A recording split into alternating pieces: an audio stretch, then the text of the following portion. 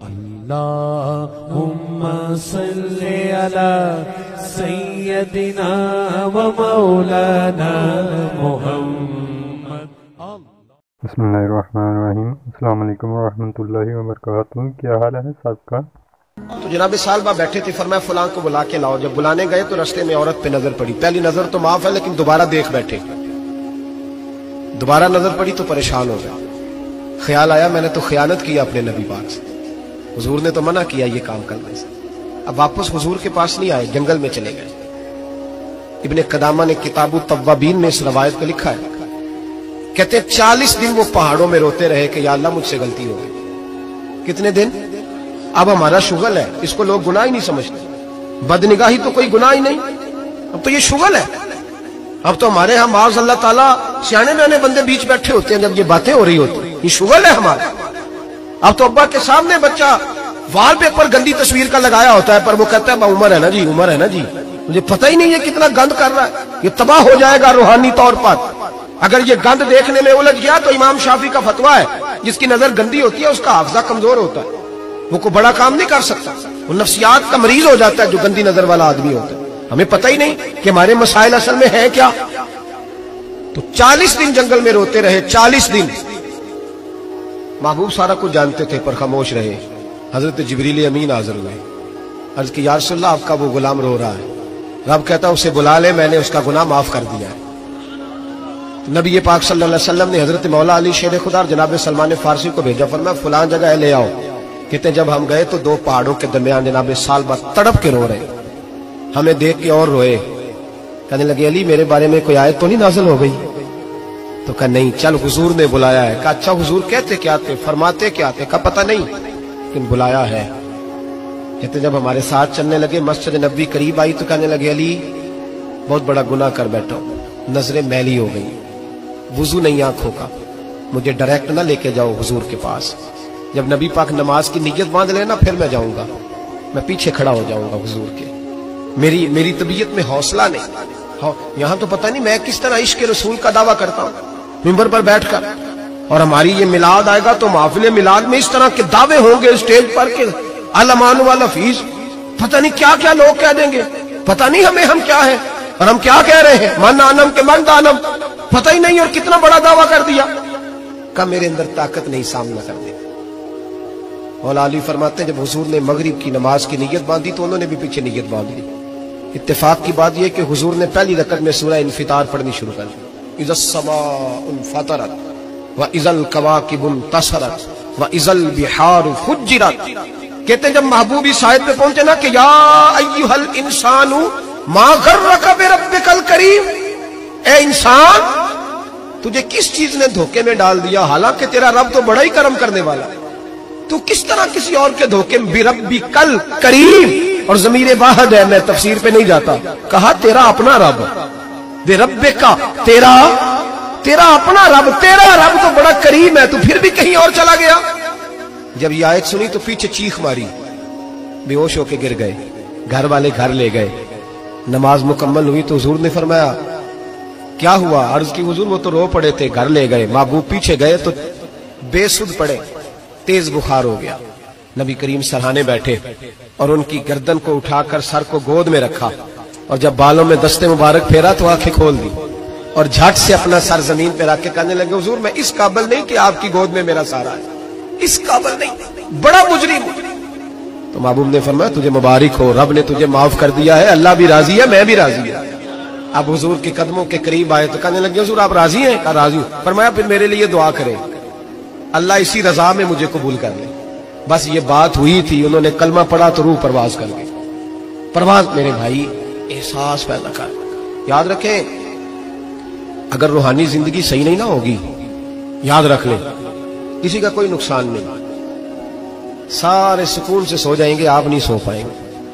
اگر آپ کے ضمیر پہ بوجھ رہیں گے نا تو سارے لوگ رمضان میں 4 قرآن پاک ختم کریں گے، آپ 10 پارے بھی نہیں پڑھ پائیں گے.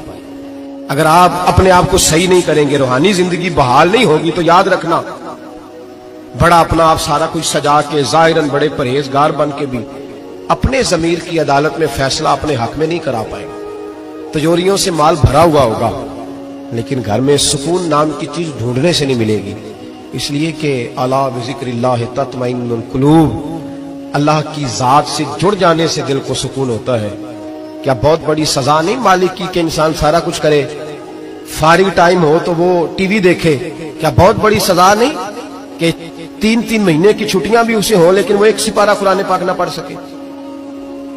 وہ گپے مارنے بیٹھے تو 6 گھنٹے لگا دے اور تسبیح دی جائے تو 10 منٹ میں بس ہو جائے، درود پڑھا ہی نہ جائے، یہ سزا نہیں؟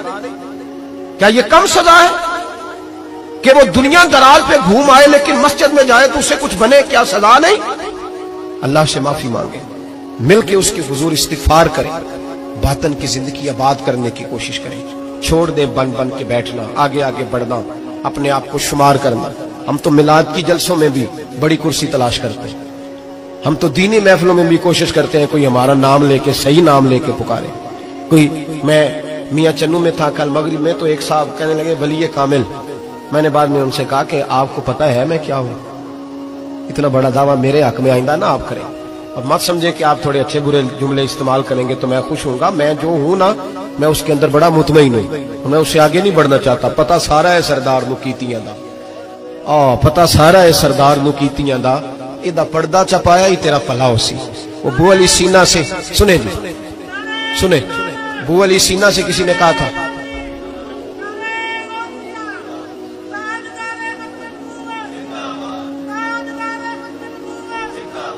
اب ان کی اس بات پر اور اس عمل پر ایک شعر سن لے میاں محمد بخش صاحب کا۔ میاں صاحب کہا کرتے تھے جتن جتن ہر کوئی کھیڑے تو ہارن کھیڑ فقیرہ۔ جتن جتن یہ تو ساری دنیا کرتی ہے نا کہ میں جیتنے جا رہا ہوں، کہتے ہیں جتن جتن ہر کوئی کھیڑے، جتن جتن ہر کوئی کھیڑے تو ہارن کھیڑ فقیرہ۔ جتن دا مل کوڈی پیندا ہی ہارن دا مل ہیرا، جتن دا مل کوڈی۔ بو علی سینہ سے کسی نے کہا کہ کیا محسوس کرتے ہو آج کل کچھ حالات بہتر ہے؟ تو بو علی سینہ چونکہ حضرت ابو الحسن خرقانی کے مرید تھے، ہاں سائنسدان ہونے کے ساتھ ساتھ صوفی تھے، درویش تھے، تو ابو علی سینہ کہنے لگے کیا کہتے ہو حالات کس طرح کے؟ کہنے لگے مجھے اپنے گناہوں کا پتہ ہے، اتنے بڑے گناہوں کے باوجود میری پردہ دری نہیں ہو رہی، یہ تھوڑا انعام ہے اللہ تعالیٰ کا، اور اسی زمین پر اس کی نافرمانی کرتا ہوں، اس نے رہنے کے لیے جگہ دی ہوئی ہے، تھوڑا احسان ہے اس کا۔ میں صبح سے شام تک اتنی نافرمانیاں کرتا ہوں پھر بھی پیٹ بھر کے روٹی دیتا ہے، یہ تھوڑا احسان ہے۔ تو کہہ رہا ہے آگے بڑھا ہے کہ نہیں؟ یہ بڑی بات ہے کہ اس نے زمین پہ رکھا۔ اعلیٰ حضرت فاضل بریلوی کے والد مولانا نقی علی خان صاحب رحمت اللہ تعالیٰ علیہ، امام المتکلمین، ان کے حالات میں لکھا ہے ایک آدمی کو آپ نے نا جگہ دی، کو 10 مرلے آپ کا پلاٹ تھا یا 5 مرلے کا، اس نے کہا حضور کچھ دنوں کے لیے چاہیے، تو آپ نے وہ جگہ ان کو دے دی، جیسے محلے دار دوست کو شادی بیاہ، 10-15 دن کے بعد چابی مانگی، انہوں نے دے دی، تو کچھ درخت انہوں نے کاٹ لیے، کچھ اپنی مرضی کی ترمیم کر لی۔ مولانا نقی علی خان صاحب رحمت اللہ علیہ ناراض ہو گئے، فرمانے لگے میری زمین تھی، مجھ سے پوچھ تو لیتے کوئی تبدیلی کرنی، تم پتہ نہیں میری مرضی کے خلاف تم نے میرے پلاٹ پر یہ کیوں تبدیلی کی؟ یہ اس آدمی کو کہہ کے نا تو 2 منٹ گزرے تو چیخ مار کے رو پڑے۔ کہنے لگا حضور کیا ہوا؟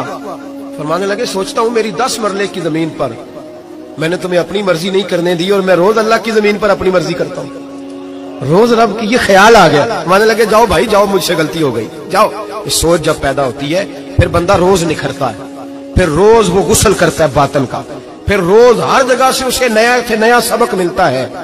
بڑا بندہ وہ نہیں ہوتا جو 20-30 کاریں لے کے چلتا ہے، بڑا وہ ہوتا ہے جو کسی اور کو بڑا سمجھتا ہے، جو اپنے آپ کو چھوٹا سمجھتا ہے۔ میرے نبی پاک فرماتے ہیں اللہ اسے بڑائیاں عطا فرما دے۔ ترمذی میں حدیث ہے۔ آج کا سبق، آج کا پیغام یہ ہے کہ تزکیے کی کوشش کریں۔ وَإِنَّكَ لَعَلَىٰ خُلُقٍ عَظِيمٍ، خلق عظیم جو اللہ نے ہمارے نبی کو دیے اور حضور نے ہمیں عطا فرمائے، محبوب کے صدقے اس طرف جائیں، کردار میں اعلیٰ پن پیدا کر۔ الذی خلق الموت والحیات لیبلوکم ایکم احسن عملا۔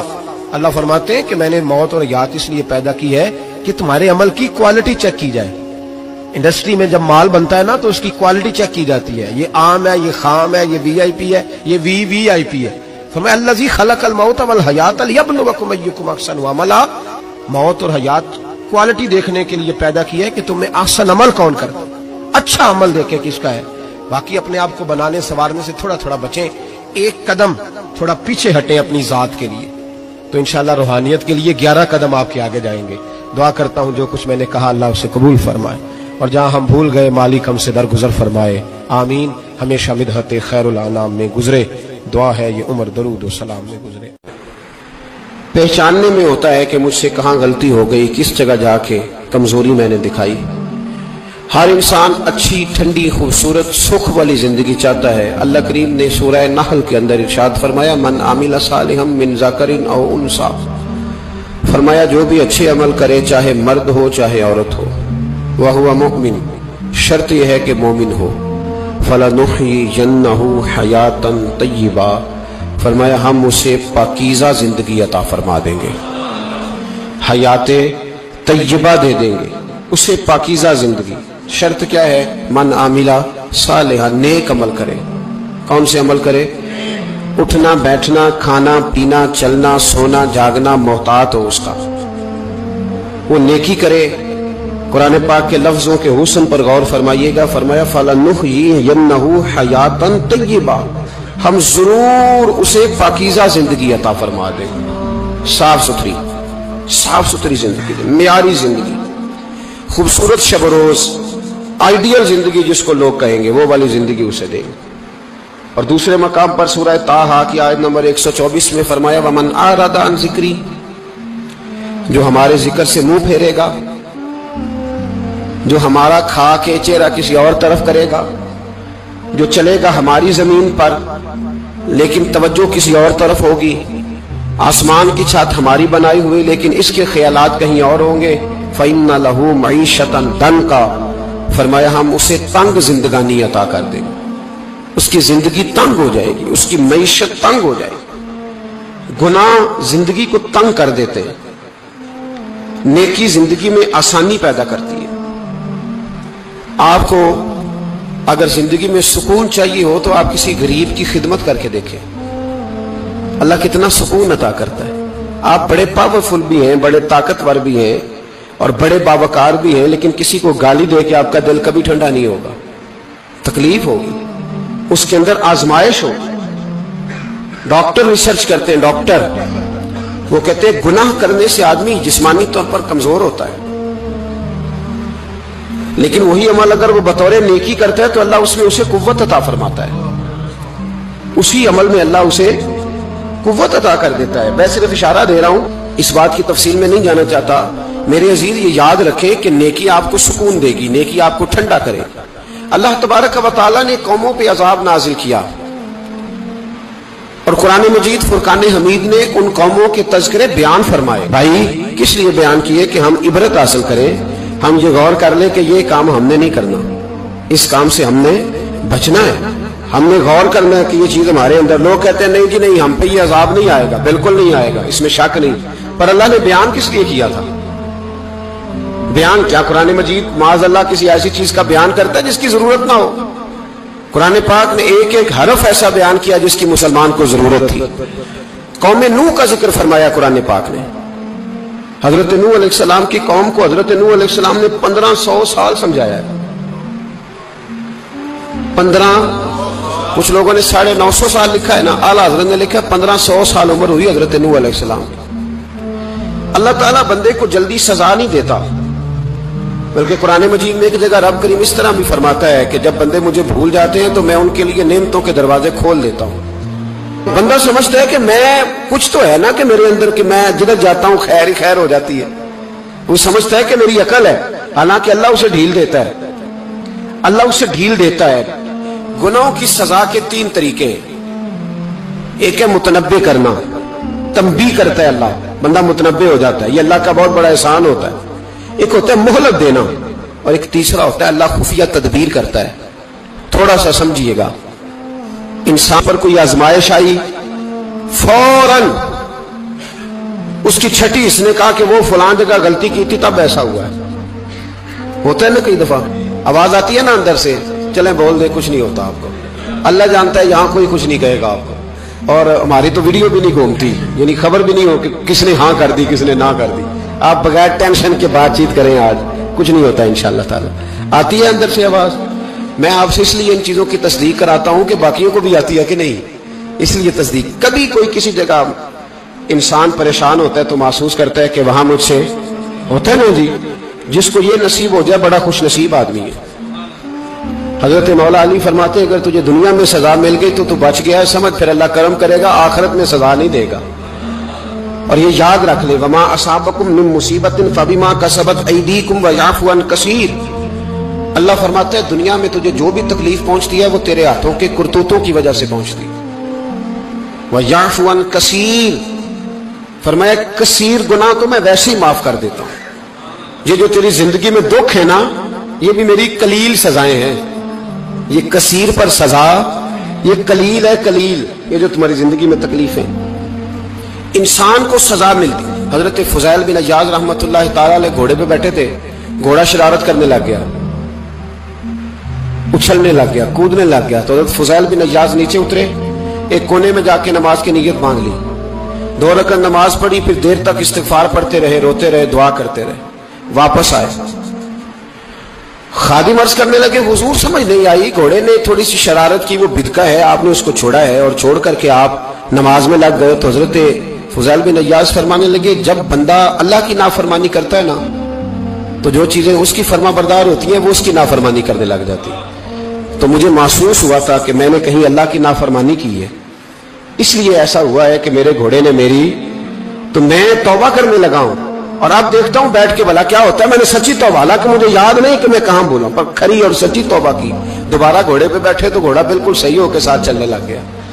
میرے بھائی، جب یہ تنبیہ ہے اللہ کی طرف سے، یہ متنبہ کیا جاتا ہے کہ تو بعد آ جا. بہت ساری جگہوں پہ انسان کو وقتی طور پر اگر سزا مل جائے، نبی پاک علیہ السلام کی خدمت میں ایک صحابی آئے، بات مضبوط کر دوں، واقعہ سنایا ہے نا، تو کچھ لوگ سمجھتے ہیں کہ یہ واقعہ ہے، تو میں ایک حدیث پاک امام بہقی کی لکھی ہوئی عرض کرتا ہوں. نبی پاک علیہ السلام کے ایک صحابی آئے اور ان کا سر پھٹا ہوا تھا،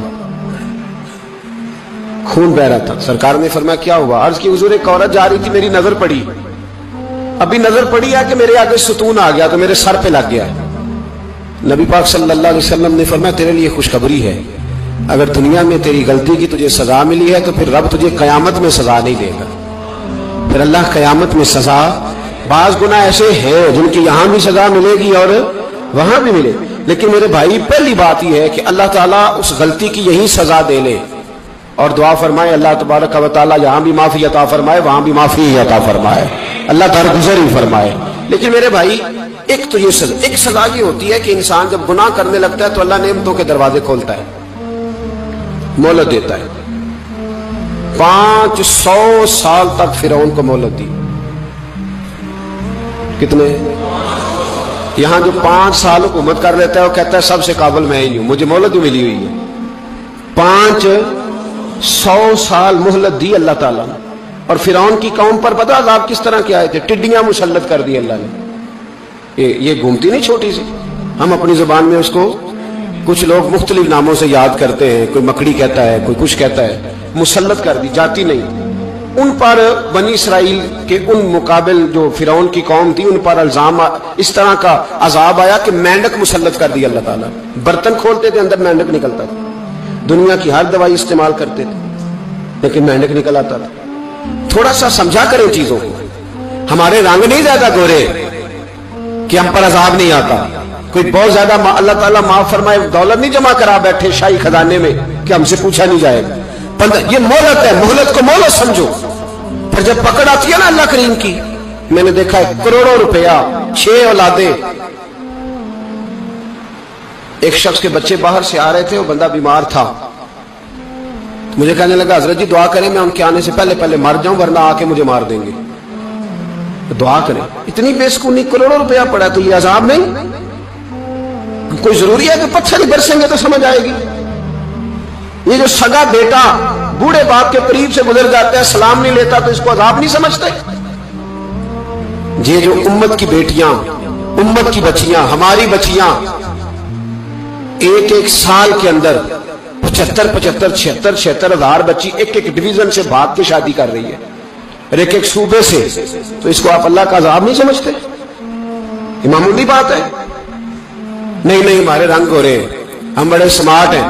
1500 سال مہلت دی نوح علیہ السلام کی قوم کو. کتنے سال؟ بول کے بتائیے، بول کے دوبارہ بولیے. 1500 سال. کوئی آدمی اپنی سمارٹنس پہ خوش نہ ہو جائے کہ 20 سال ہو گئے میں تو نافرمانی بھی کر رہا ہوں، روٹی بھی پک رہی ہے، میں تو حرام بھی کھا رہا ہوں، پھر بھی سب ٹھیک ہے. 1500 سال مہلت دی، फिर हजरत नूह कहने लगे अल्लाह मैंने तो बड़ा समझाया नहीं बाज आते। तो रब करीम ने फरमाया कश्ती बनाओ। अल्लाह के पैगंबर कश्ती बनाने लगे तो कौम मजाक उड़ाने लग गई। अब क्या करने लगे हो? अब कश्ती बनाने लगे हो, खैर तो है, कौम मजाक उड़ा रही है। हजरत नूह अलैहिस्सलाम का आपने कश्ती बनाई, पानी कहां से निकला? ना बारिशें हुई न सैलाब आए, एक तंदूर था उसके अंदर से पानी निकलना शुरू हो गया। कभी तंदूर से भी पानी निकला है, और जब निकालने वाला चाहता है तो वहां से भी एक तंदूर से पानी निकला। इतना निकला, इतना निकला, इतना निकला कि कौम सारी डूब गई। कुरान मजीद के सफहात शहादत देंगे कि हजरत नूह की कौम का बच्चा बच्चा बह गया, बच्चे सिर्फ वो थे जो हजरत नूह के साथ हो गए, तबाह हो गई। अल्लाह बेनियाज है, बेनियाज। 1500 साल मोहलत मिले और तू फिर भी कहे रब बड़ा करीम है, माफ कर देगा। 1500 साल तुझे गुंजाइश दे और तू कहे कोई नहीं, बात माफी मिलनी चाहिए अभी भी। मेरे भाई, हजरत सालेह अलैहिस्सलाम की कौम, हजरत सालेह ने तबलीग शुरू की तो कहने लगे पहले मौजज़ा दिखाओ जी। आज तो नहीं लोग मौजज़े मांगते।